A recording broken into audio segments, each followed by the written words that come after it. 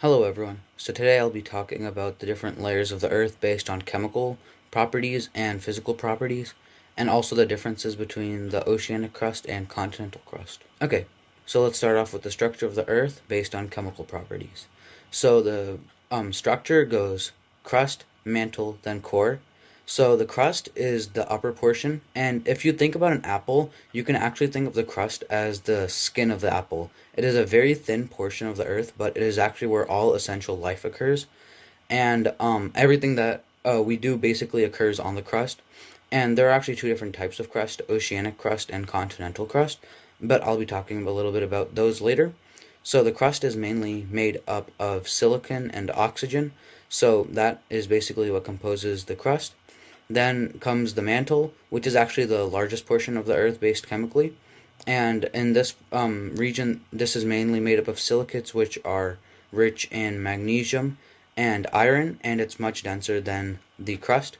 And then comes the core, which is the densest of all, and it is mainly made up of iron and nickel, and it has a density of almost 10 to 13 grams per centimeter cubed.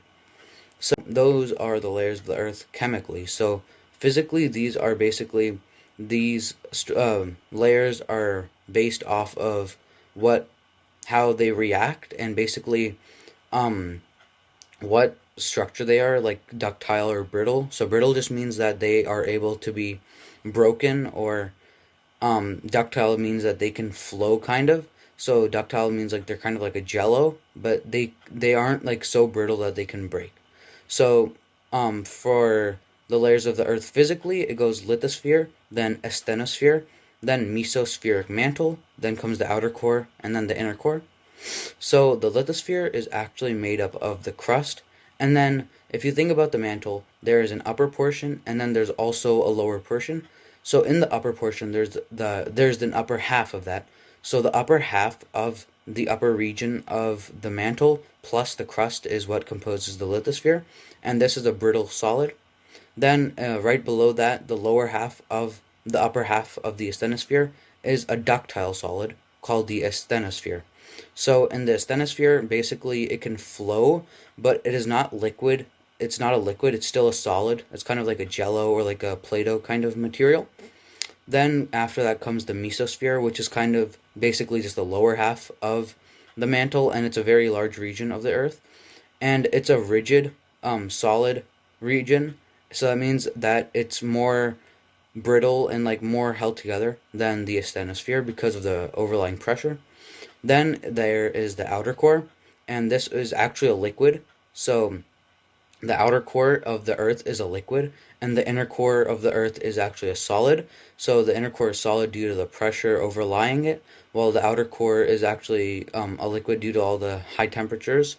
So the movement in the outer core of the Earth produces the magnetic field because, as you can imagine, the convection currents uh, in the outer core, since it's made up of iron and nickel, produce a kind of magnetic field around the Earth due to these materials being moving around and having convection currents.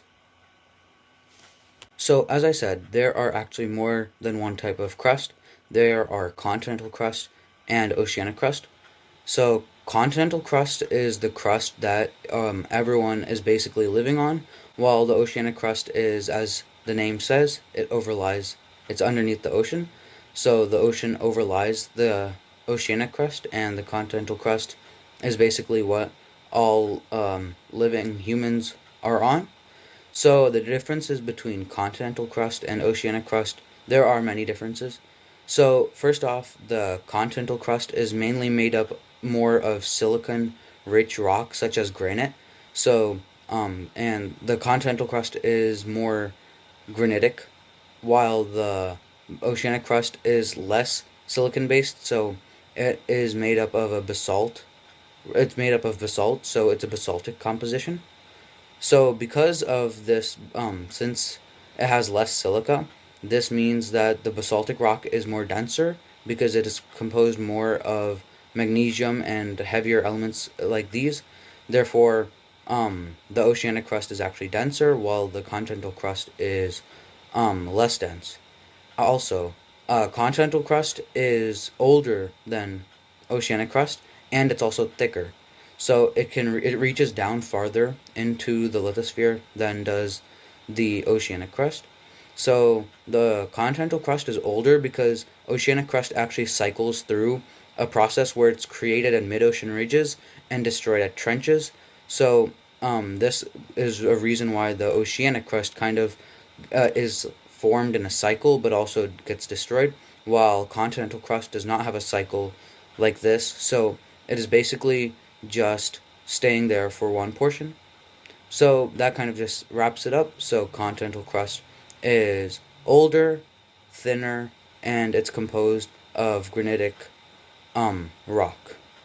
Thank you for watching, and tune in for next week's video.